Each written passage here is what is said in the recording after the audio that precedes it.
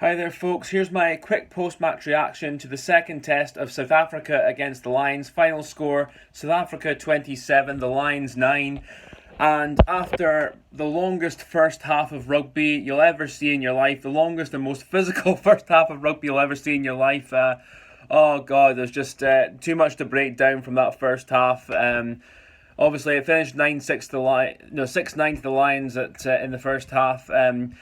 Two yellow cards. The Kobe one, I think, is dubious. I think if Conor Murray hadn't put his arm out to help his fall and land in that first half, that would have been a red card. But the decision was made, and then in that second half, it was basically an absolute ownage from South Africa.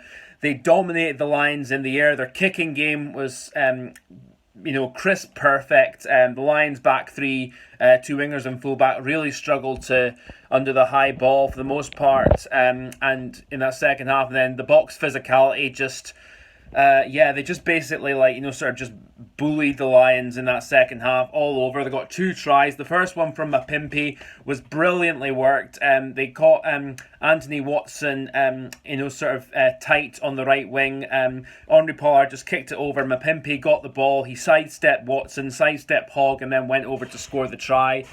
And then later on, after South Africa basically pulverised the Lions, they got the penalty advantage. Faf de Klerk put a beautiful little kick through.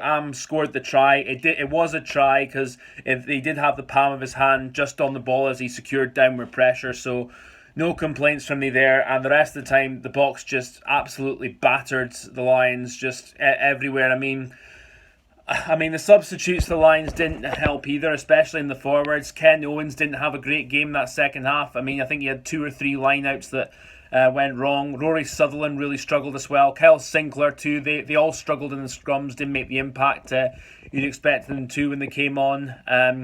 Taulupe Faletau, very quiet. Ali Price, very quiet. Dan Biggar actually at 10 had a very quiet game today as well. And how much of that was the efforts of the South African defence throughout the whole 80 minutes? How much of that was just lack of creativity? I think it's somewhere in between. But no, the box just really, I just have to say, that second half, they just absolutely pulverised the Lions, and that's all can be said, really. That first half, after all that went on there, it went on for nearly 70 minutes. But no, I think the box, they just showed why they're world champions in that second half. They played how, typically you expect South Africa to play, pulverised Lions up front, got their set piece on the money, scrums dominated in the air, absolutely fantastic. And that's where I think the Lions will look to next week, bringing in Josh Adams and Liam Williams. Where you pick them, I don't know. I think Josh Adams Anthony Watson's played his way out of the team. I don't know if Stuart Hogg had. I know there's a few folk who said, Hogg had, missed a couple of high balls, but he actually got he actually caught most of his high balls, Stuart Hogg. So I don't think he was the worst of the three of the back three suspects under the high ball. But I think Anthony Watson on today is more or less played himself out. Duhan van der Merwe I can't see making next week either. Hoggs maybe, so I think it'll be Adams and Williams coming in for the wings next week. I'll do a proper video on that later in the week as to what I think the team should be or what I think it will be, and give my reaction as to when that comes out. But well done to South Africa. Showed why they're world champions. And next week's going to be an absolute enthralling test. The Lions need to pick themselves up, sort of learn from mistakes and learn to be more creative when they have the ball as well. That was a really big flaw today, and to an extent in the first test as well, because the only try the Lions got that game came off a driving maul. But in terms of adding width to the attack, that needs to improve a lot as well.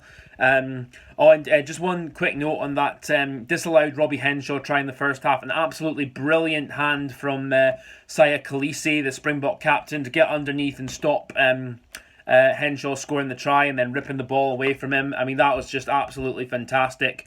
I know I've just thrown that in there, but it just came to me. The Lions did have a chance. So next week's going to be very interesting. You'd have to say South Africa are the favourites now, but it's not over yet. Obviously, it's another game. The Lions have to see it that way, and if they can recapture how they played in that first test and put that into practice going into the second test in the second half, and sort of just correct a few things and show more innovation and more invention when they have the ball in hand, then there's every chance. But That's for next week. That's all I've got to say here, guys. Thank you so much for watching. Take care of yourselves, and I'll catch you later on.